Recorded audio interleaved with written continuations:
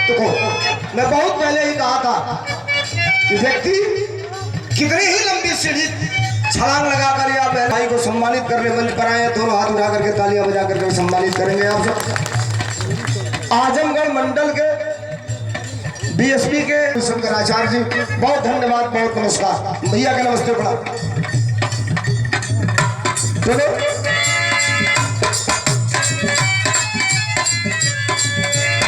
Master गाना में याद अब कहीं सा 1 मिनट हमारा के नहीं समय आपने दिमाग खाली हमारी ओर। आजकल का गाना वाला भोजपुरी का महान कवि नाम जगत तारकेश्वर मिश्रा ही हमार मुलाकात पहला बेर भइल रहे चंद्रकिशोर पांडे जी के साथे कमांडर जी पे। अब हम कहल का चाहते नहीं कि समझ लो गाना पर अपने जिंदगी का पहला गाना राही जी लिखले रहो, पहला गाना। एक यूट्यूब के साथी थे, कह रहे थे कि आपका मैं इंटरव्यू लेना चाहता हूँ। कौन थे भैया? हो सकता है यहाँ बैठे होंगे।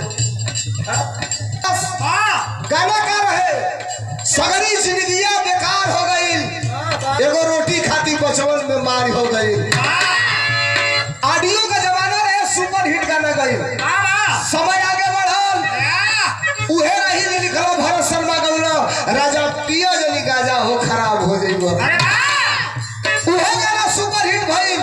हम काहे कहत हनी पे बताई, उहे गाना सुपर हिट भइल। समय आगे बढ़ल तो मेहरारू राही जी का 1 हफ्ता से रिसिया गई लली पंडिताई, 1 हफ्ता से रिसिया गई लली।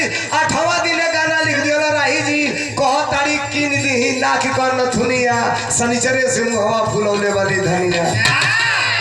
उहे गाना सुपर हिट भइल। समय आगे बढ़ल, उहे रही जी लिखला कि राम ना बिगड़ी हो करके हूं ना बिगाड़ी जी। भरत शर्मा गौला वो गाना सुपर हिट भइल।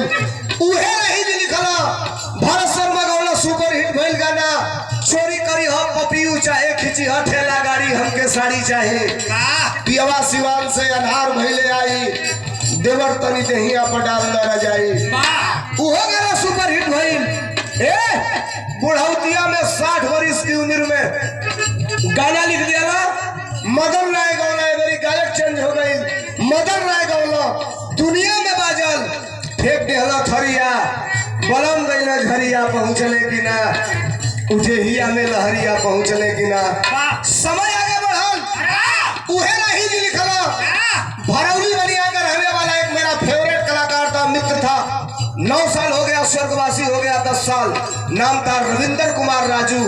गाना सुने होंगे आप, खेत बारी बट जाई, अंगना दुअरवा पाई पाई वीरना, कैसे भाई का समय ही बाटल जाई वीरना।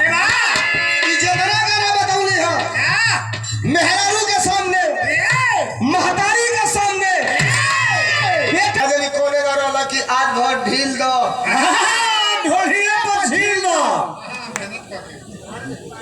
नया गाना रहा सुपर हिट गाना।